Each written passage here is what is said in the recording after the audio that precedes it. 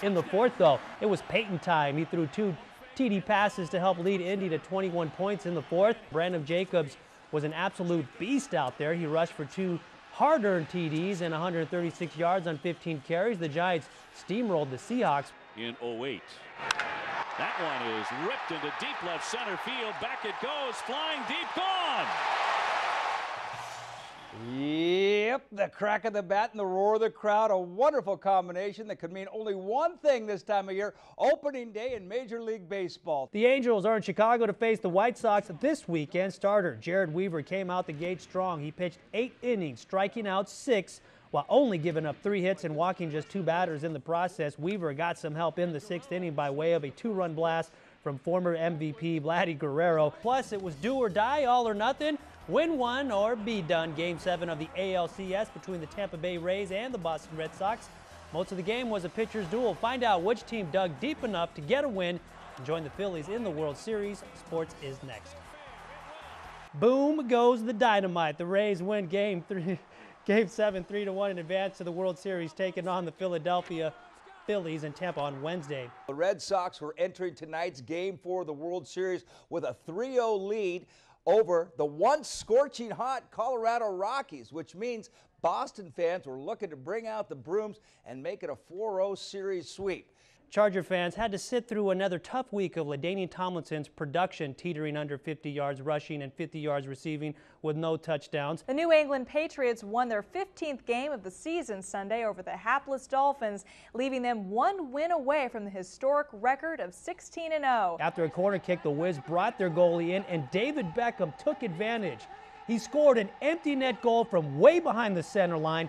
Today, the Chargers didn't have too much trouble in the red zone for the first half, already up 3-0. Phillip Rivers hits Malcolm Floyd with a huge bomb, taking a 10-0 lead. Let's see if we can take a look at that again. Check it out right here. Bam! Wow! Look at this. All the way across the field. Galaxy won it 3-1 through the net. Beckham gets our play of the weekend. Let's take a look at that again in slow motion. Nice presence of mind to hold on to the ball right there. Well, if you ask anyone who's a fan of the NBA, and not just the Lakers, who is the most talented player in the association? Most times you'll hear Kobe Bryant's name, but until now, the most talented player hasn't been recognized as the most valuable player. Clippers had the lead in the third quarter until this man went berserk. Peja Stojakovic from downtown, bang, release, rotation, splash. He was a one-man Clipper wrecking crew. I'll tell you what, he nailed 5 3-pointers in a 4-minute span to give the Hornets a huge lead and the win. Curry on the wing. He's going to spot up. There he goes.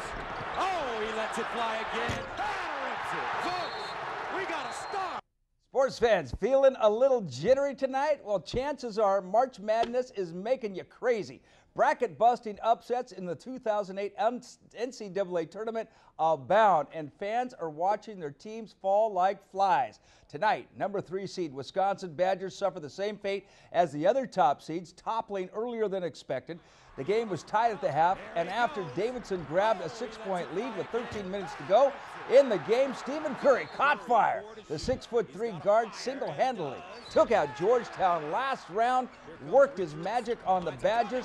Curry scored 33 points and left the game to a standing ovation. Davidson advances to the Elite 8. You ever watch American Idol? I'm like Sanjaya, where I'm the people's choice right now. I'm not maybe the best singer or the best golfer, but I'm the people's choice. Oh, that was NBA legend Kenny Smith comparing his golf game to former American Idol contestants.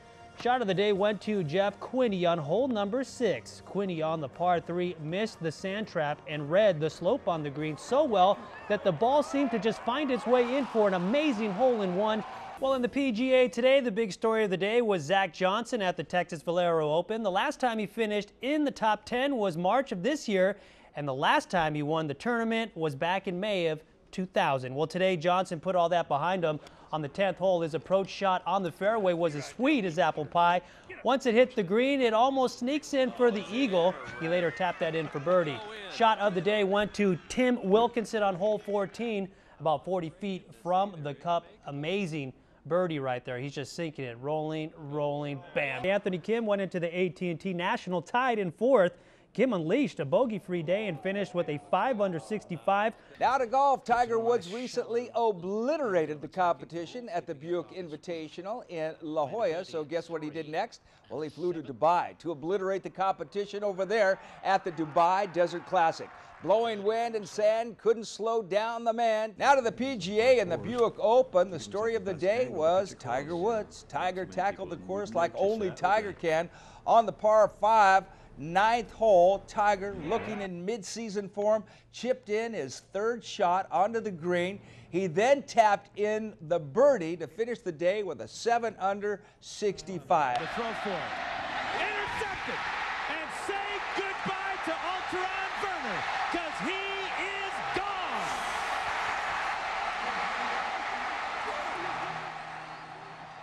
And he runs in for that touchdown. Good evening, everybody. I'm Steve Schill. The UCLA Bruins were undefeated in Pac-10 play going into this afternoon's game against the 12th-ranked California Bears. So you know they weren't going to be intimidated. To the LPGA, and Annika Sorenstam was all smiles to start the day off. She was in the lead. Today she didn't finish as strong. On her 2nd shot on 18, she hit a tree and nearly took out fellow golfer Natalie Golbis.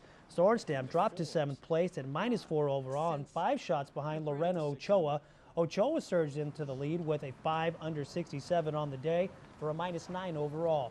To men's tennis in the semifinals of the ATP Masters in Hamburg, the top 3 world's best were in action today. Number 2, Rafael Nadal took out number 3, Novak Djokovic. Now this match was hard fought throughout.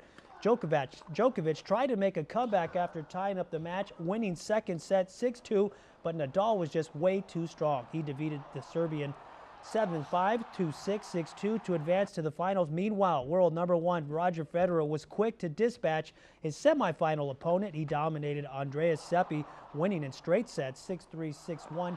Federer will now face Nadal in the finals tomorrow, where he defeated the Spaniard, ending his then 81-match winning streak on clay. 2008 Pacific Life Open winner Ana Ivanovic took on Danira Safina in the finals of the French Open. Ivanovic earned the world number 1 rank after advancing to the finals and showed no signs of handing over her new top spot on the court.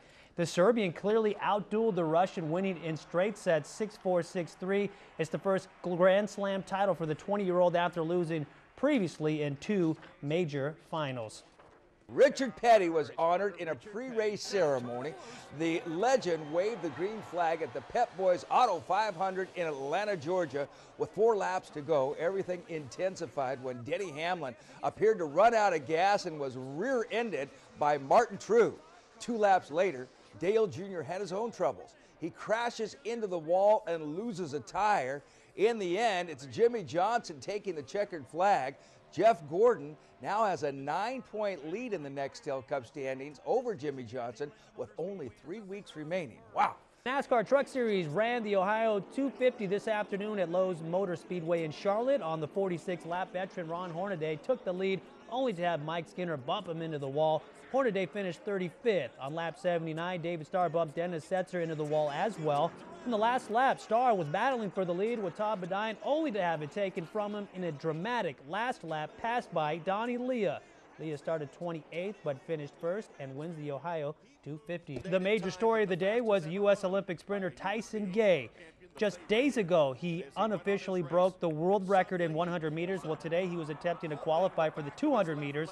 Just after the start, Gay cramped up his left hamstring and fell to the ground. Some have been calling it the cramp that shocked the world. I'm sure everyone across the nation is just hoping he's simply okay. The U.S. Olympic swim trials concluded this evening with a bang.